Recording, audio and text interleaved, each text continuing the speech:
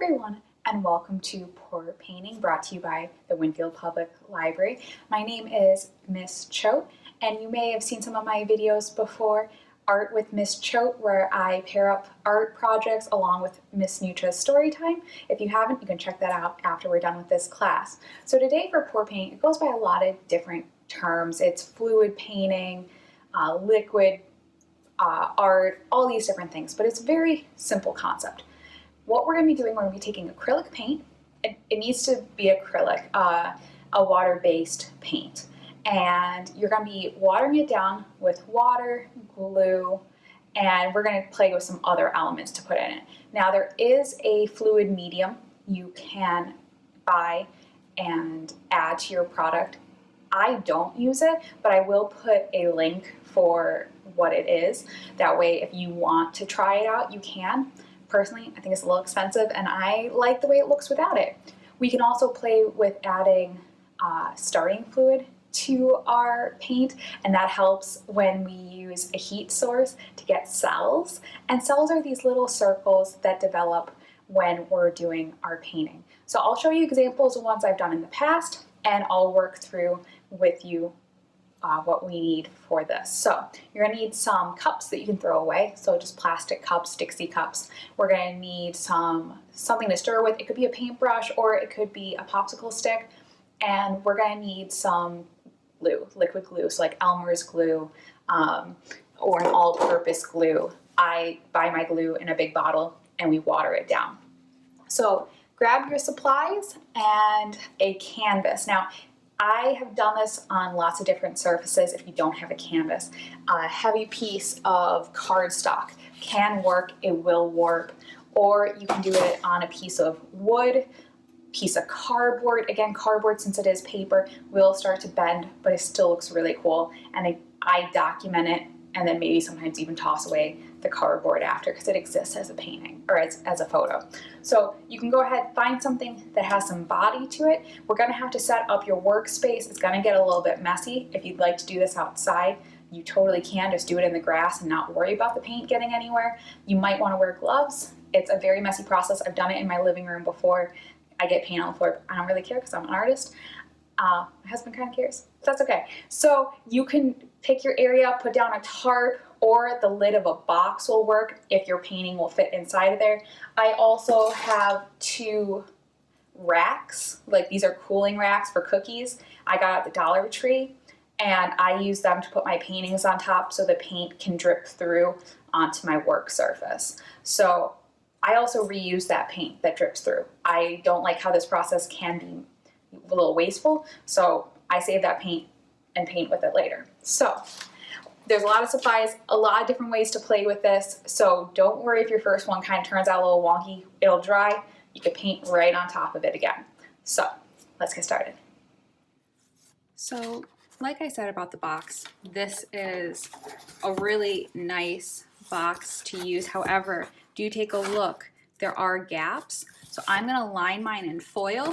Then I'm going to put my cookie rack. Now, if you don't have this cooling rack, you can use anything to lift your canvas off, that like a cup, and you're going to put it on top of there so it can have room to drip off. You really don't need the cookie sheet. It could be anything, 1 cup, it can go on top of. So let's wrap this in foil. Now, it doesn't have to be perfect. You just want to make sure those holes were blocked.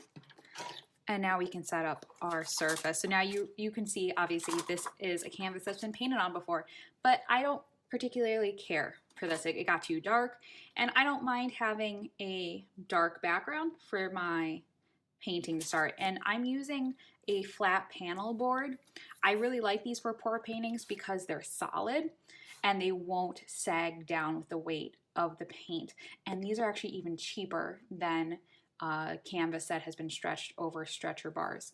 And if you don't know what this is the other type of canvas I'm talking about. You can hear it.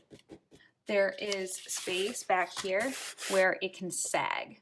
So because this is stretcher bars and this is a canvas that's been wrapped around the canvas, so the canvas has been wrapped around the stretcher bars and stapled there. So if you make your painting too heavy, it's going to actually sag down. Now, this generally isn't a problem, but just something to think about. Since these are more expensive than these, you can buy a pack of these from Amazon for relatively cheap, and so might as well use that since they work better anyways.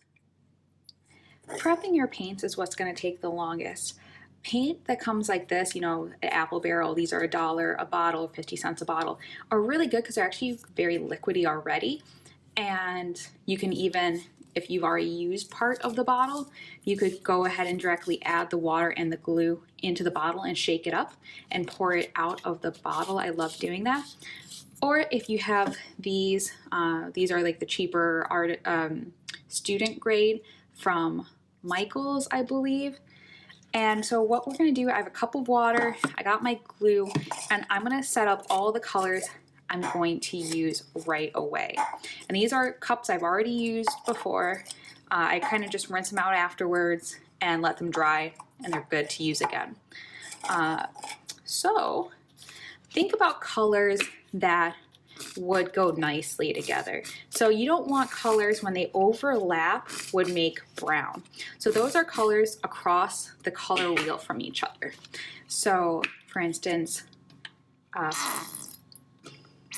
purple and yellow, they're across the color wheel from each other. So anything that's complementary will not look good when they get mixed together. They will turn into brown. So do be careful. So I'm going to be doing yellow, blue, and green as my main colors. I'm also going to be adding some gold, bronze colors to it, white.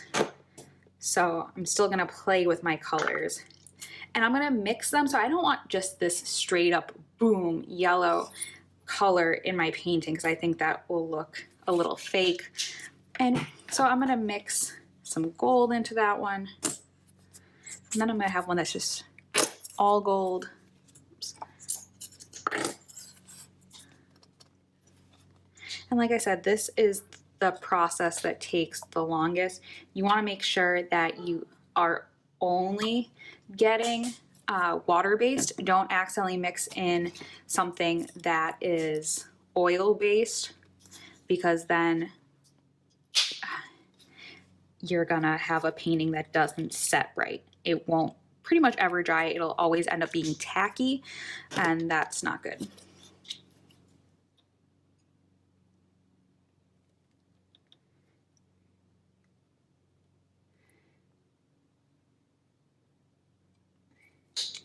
And you might decide, like, you pour half your painting and then add some colors to this to make it, you know, other colors if you want more variation.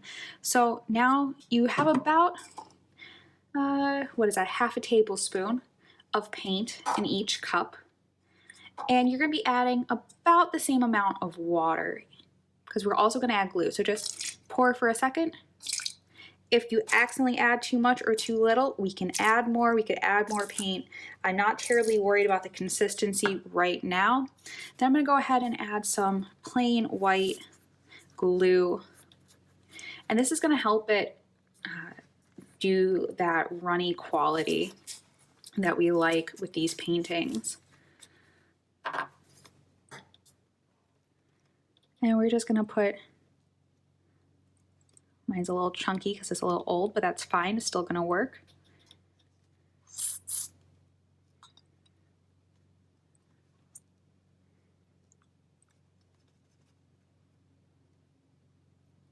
And because mine is chunky, I might need to add more water to it because I didn't anticipate that. So you're going to have to get the consistency kind of right based on the supplies you have. And I'll show you what that consistency should like. It should be almost like a pudding before it's set. So I'm just using any paintbrush. If you have a popsicle stick that you want to use, make sure you get all of that glue incorporated. If you're using a paintbrush, obviously paintbrush and glue, if you let that glue dry on the paintbrush, will ruin it. So either use an old paintbrush or just wash your paintbrush really nice. If you don't know how to wash a paintbrush, you put some soap in the palm of your hand. Take your paintbrush, go like this as the water is running through your hand, and that's going to get you a nice clean brush. And you do that until the water runs clear. Oh yeah, that's looking really pretty. So you can see when I pick up my paintbrush, it drips off. It's a pretty good consistency. I could have it a little thicker, so I could add a drop of paint more if I wanted to. Now, you could leave this paintbrush and this one, take a different paintbrush for each one, or use like-minded colors. So there's gold in this one, so I can use this paintbrush over here. Now, I did talk about earlier using a starting fluid in your paint. That will help it get cells. But I do not have any right now, so I'll still be able to make cells and show you what it's like with very basic supplies. But I will show you at the end a painting where I did use the starting fluid and how it looks. So that's a little mustardy for me. I'm not a fan of this color. So don't be afraid, like you mixed it, but go ahead and change the color. So I want it a little bit lighter, so I'm gonna add some white.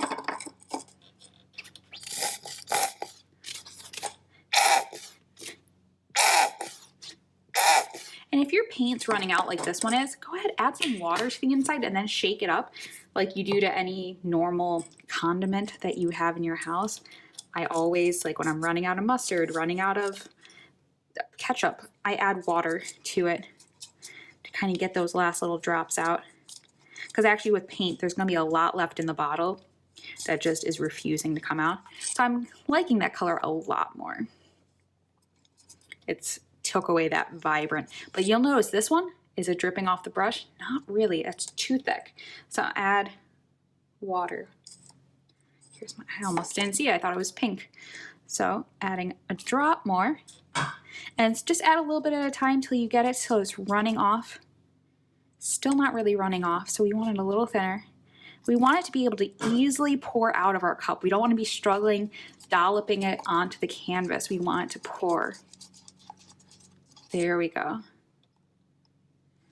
It's better. So now I'm going to go into, oops, everything's falling over. My paintbrush is yellow, so I'm going to go on into this cup which has yellow and blue and white. Or is that just glue? I don't know. Let's see. And remember, don't be worried if your color doesn't come out nice the first time. Play with color mixing. Let's see what you can create. This is turning into a pretty nice looking green color.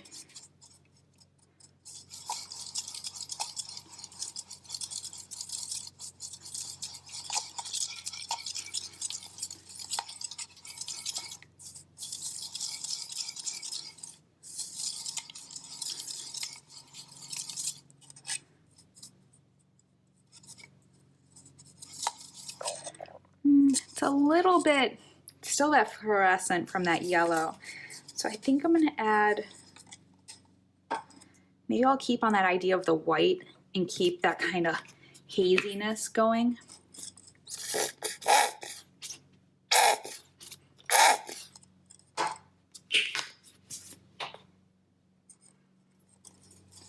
And remember, you might want to wear gloves. This is a messy process. There we go. That white really helped calm down that color. Okay, and since I have green on my brush, I'm going to go on into this green. You see I'm using the same brush for everything. I'm able to just go from one to the next. My only problem is going to be here. I want to keep that one blue, so I'm going to need a fresh brush for that one.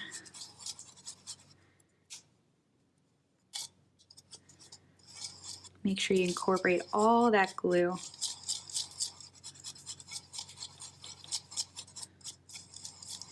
You don't want chunks of it left behind. So if you see them, you can kind of pick it up, push it to the side. Okay, I'm gonna leave that paintbrush in that cup. Grab one more paintbrush. I'm gonna mix up this white one first and then go into my blue.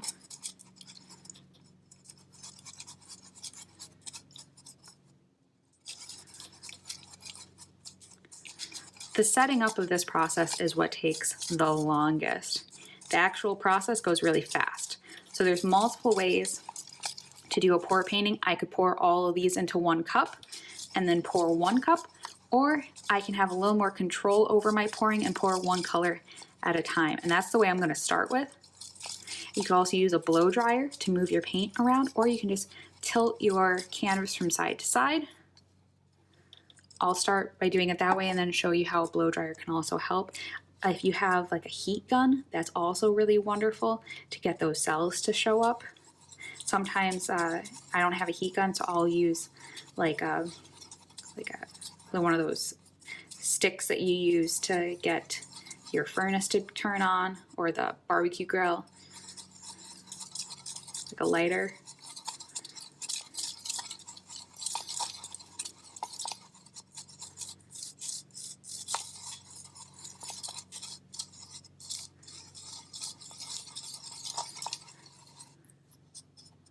There we go. Now I got my 6 colors ready.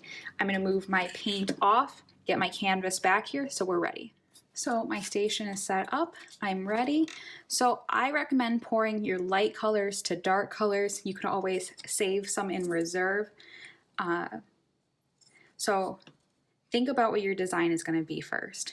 I'm thinking about having white be here, and then I build up to the other colors, and then I'm going to kind of rotate it around like that. That's the way I'm going to do my first one.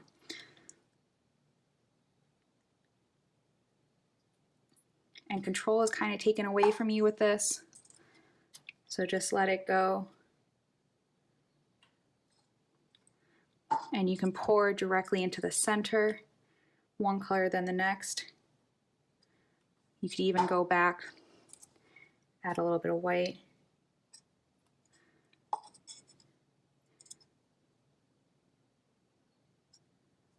And I like those little drips when they start to happen.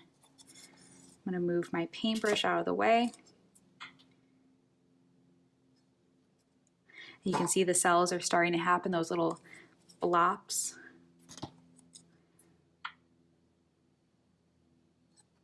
I'm going to add a little bit more white again. And now we can start to let gravity pull it. This is why the colors matter so much. Now, some people just let it run right off the page. I like to try to hold on to as much of it as possible.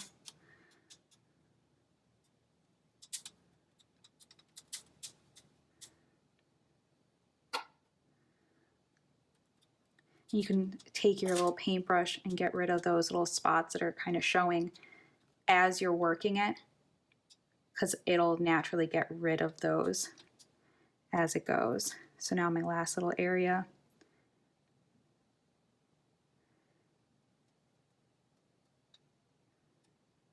And you can influence it to a degree, but try not to do too much. I just don't want those spots to show. You can pick it up off your canvas or off that foil. Pick some up.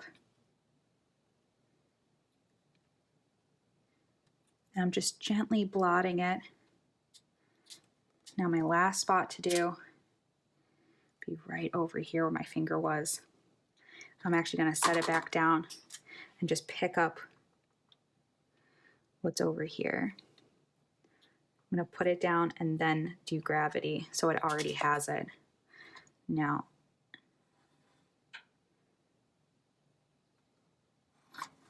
kind of tilting it at an angle. I can see it's heavy with paint over here.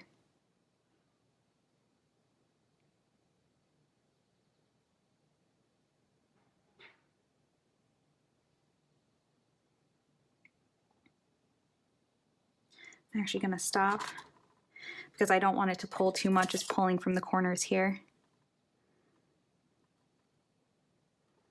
And that's why I'm happy that I have a little bit of an underpainting under there. I can wipe off my fingers on a paper towel or whatever. You can also, I did save this one out. This is my actually a liquid watercolor, or you could even put a drop of your paint that you have in your cup. But I'm going to put a couple little dots. Now this is where you can accidentally go too far. You might want to take a new paintbrush. but I kind of like this idea of some dots happening. And I might move it around one more time. But this is where we're playing. We're kind of, I don't know how this is going to work. I don't know what it's going to end up like. But I thought, what a pretty color. It reminds me a little bit of like lilies on a pond.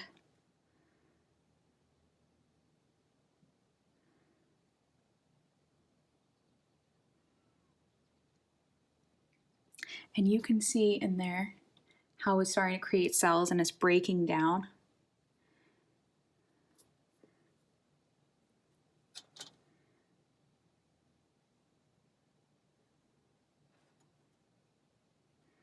So I think I'm gonna let it stop there, let it dry. Now I could take a blow dryer to it and we'll see how that affects it. So now I'm gonna try with a blow dryer. I have an attachment on mine. You could try it both ways. If you have attachments on your blow dryer, try it multiple different ways. So we can even see how it's already breaking down even more. These are what we call cells. So let's see what happens.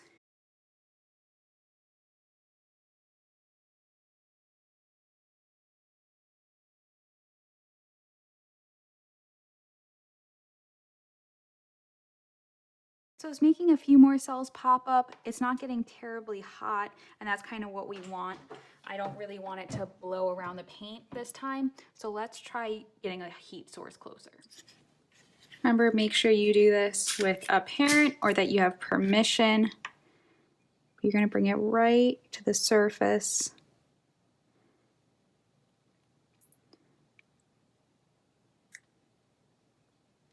And this works really well if you do have that starting fluid added. But even without it, you start to see little circles being created. And again, this is a lot of experimentation.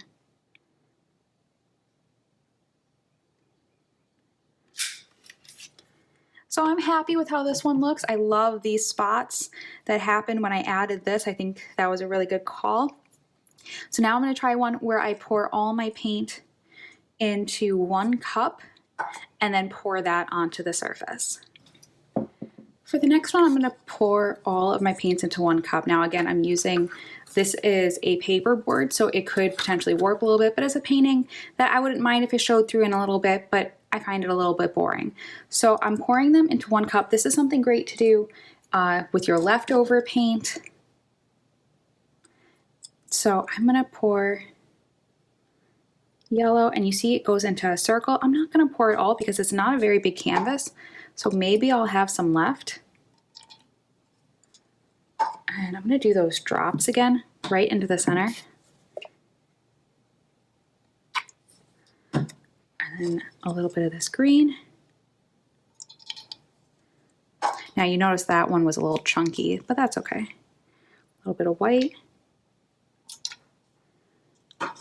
And now some people will take this and flip it.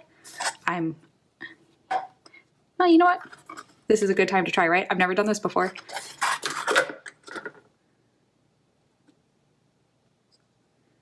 So let's see what we get. And I might run this right back into the green since there was so much of it. So I'm going to do one more painting. I really like how that's looking down there.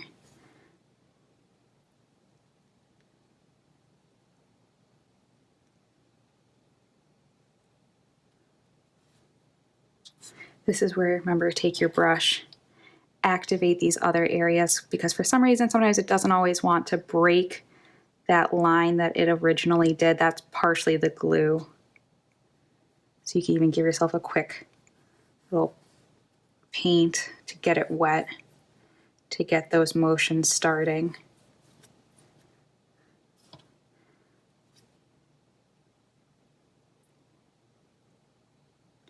You can even reactivate it a little bit.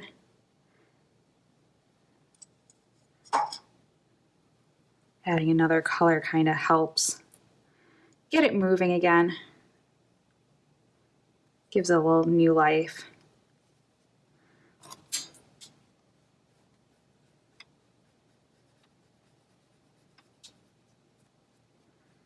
And you'll notice different surfaces it moves differently on. It moves a lot easier on a canvas than on paper. It gets a little stuck on the paper.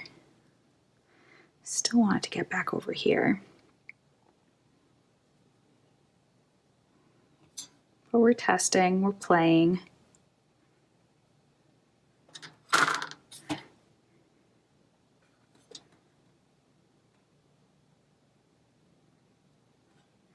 Now we can see blow dryer. Let's see how that works.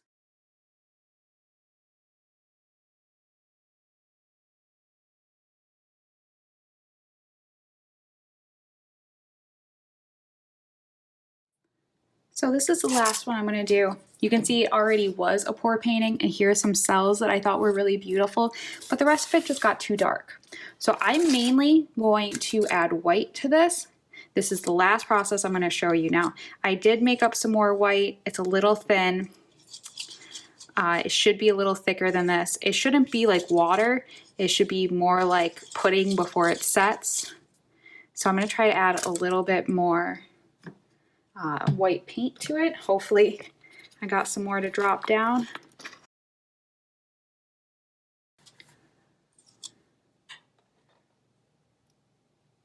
So I'm really covering the canvas.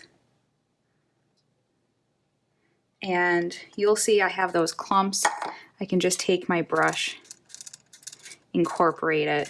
Since it's just white, I don't really have to worry.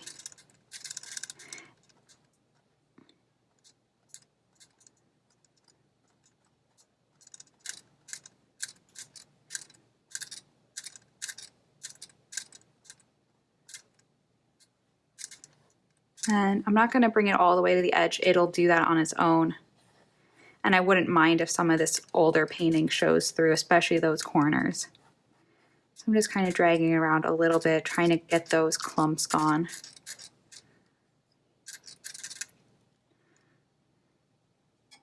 And now I'm going to pour my other colors right here, kind of in the center, and I'm going to see what we can make the blow dryer do. I am saving a little bit of paint if I want to add anything later. It's already starting to make cells over here.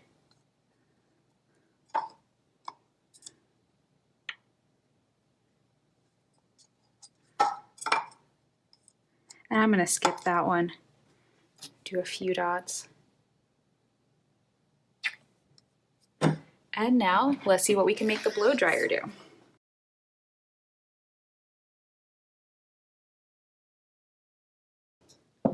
So that went really fast because the white was so liquidy, but it almost reminds me like kind of magical unicorn. I like how white it is over here. I might add, sometimes the problem is when you add, it starts to change it, but I might do a little bit more gold. And I'm going to try to blow that this way. Even just look how much it's doing it on its own right now is quite nice.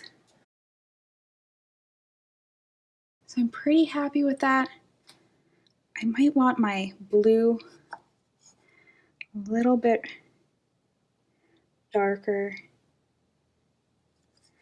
I'm going to try to move that slower.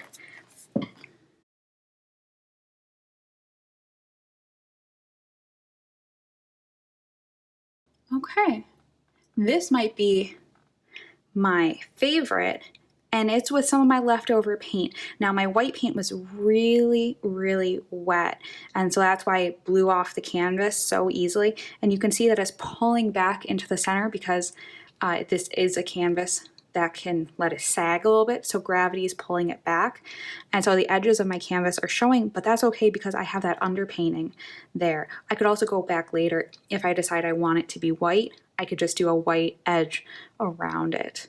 So we'll see how this turns out when it dries. Right now I'm quite happy with it. So I hope you had fun creating your pour paintings. I have some examples of ones I had done in the past that already are dry. Obviously I can't pick up the ones we just did, but you can see here, these are the cells that form, and you can play with adding different things to yours. How much heat source do you use? How much blow dryer do you use? Here's another one that I made a while back, and you can see it's actually starting to crack, which I think is really beautiful. And it's cracking because the paint's separating, and I think that's nice. I might go back and add like a black Sharpie to kind of be like cracks of the earth. And then the last one I have here is a pretty big one. This was done outside. And this was some students just throwing the paint at the canvas, being a little more wild with the paint pouring process. And it still turned out quite lovely. So however you want to do it, however it kind of happens for you. But like I said, doing a lot of samples, a lot of playing, and that's why I use old canvases. That's why I'm constantly painting over things or using cardboard that I find, in the recycling, because you can paint on it and take a picture of it, and that lasts forever. And even if the cardboard ends up warping, it's fine because you have a photo of it and you still learn something from it. So I'm still learning techniques as I go. What do I like most? And let me know what technique you liked the most. Drop a comment below, let me know. And if you ever have any questions or anything, feel free to reach out to me on any social media platform. Let me know if you have questions, if things didn't go right, if you want to know about different supplies, and I'll be happy to help. So remember, hit the like button, subscribe to the Winfield Public Library. Also feel free to subscribe to my channel, Art with Miss Choate, and I hope you have a wonderful day. Bye!